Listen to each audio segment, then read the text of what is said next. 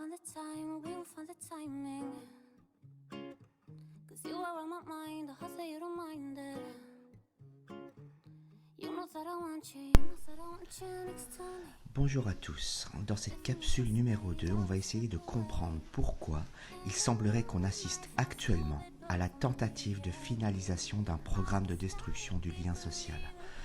La notion de lien social signifie en sociologie l'ensemble des appartenances, des affiliations, des relations qui unissent les gens ou les groupes sociaux entre eux. Le lien social représente une force qui lie entre eux les membres d'une communauté sociale, d'une association, d'un milieu social. Intéressons-nous à la citation d'Aristote « L'homme est un animal social ».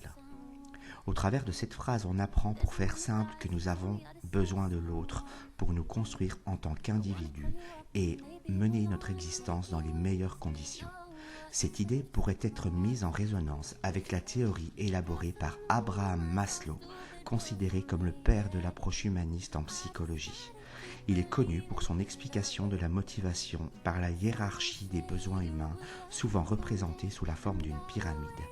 Et au troisième étage de cette pyramide, on peut observer que nous avons des besoins sociaux, d'appartenance, donc de créer et d'entretenir des liens sociaux avec des individus ou des groupes divers et variés. Précisons enfin qu'un besoin se définit comme une condition sine qua non pour exister en tant qu'individu à part entière. Comment mettre à mal le lien social dans une société ? Les mesures prises actuellement sont tout sauf des mesures sanitaires puisqu'elles ne reposent sur aucune base scientifique et surtout ne sont jamais évaluées pour en mesurer la pertinence. Elles ont autant de valeur que le fait d'imposer des baskets rouges pour faire du sport, par exemple.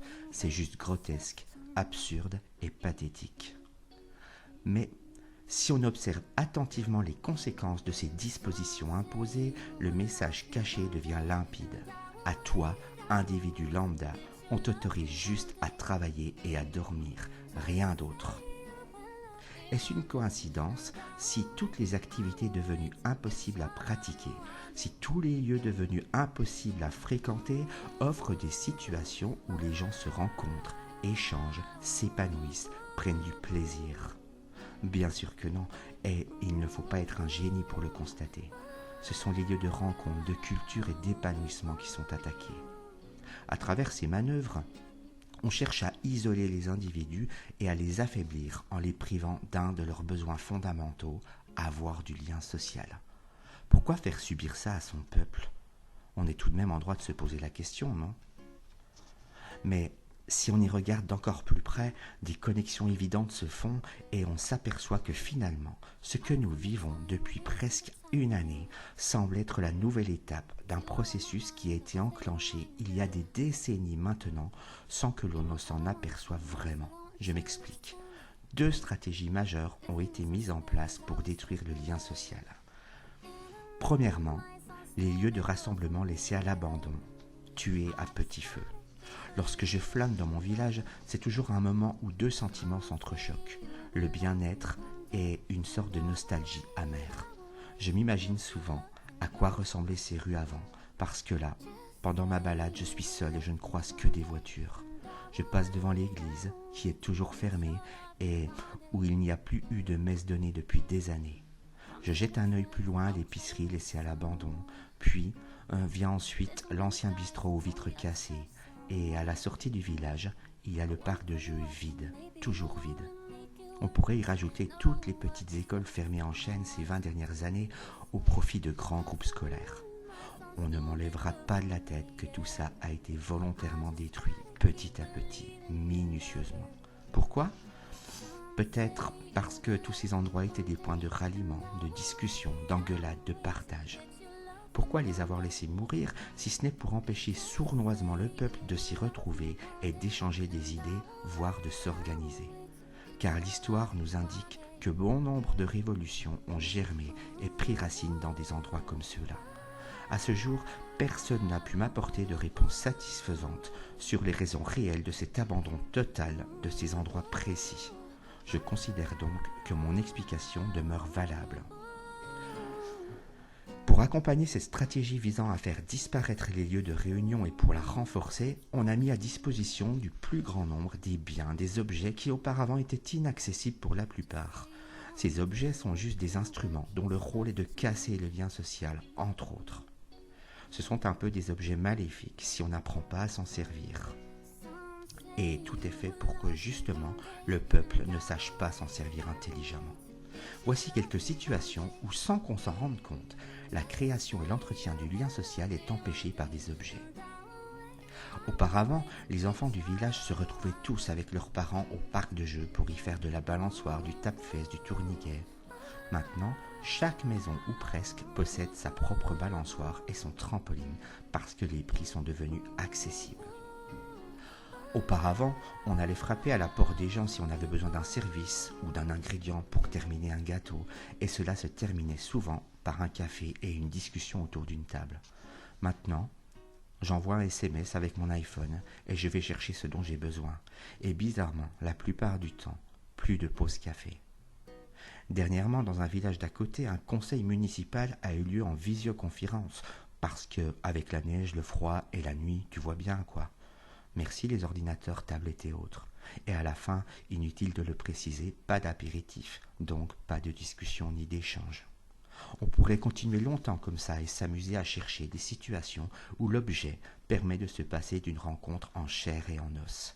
Rajoutons simplement l'essor de la vente en ligne et notamment de la pieuvre Amazon qui nous permet de commander tout et n'importe quoi sans sortir de chez nous, donc sans aller à la rencontre de l'autre.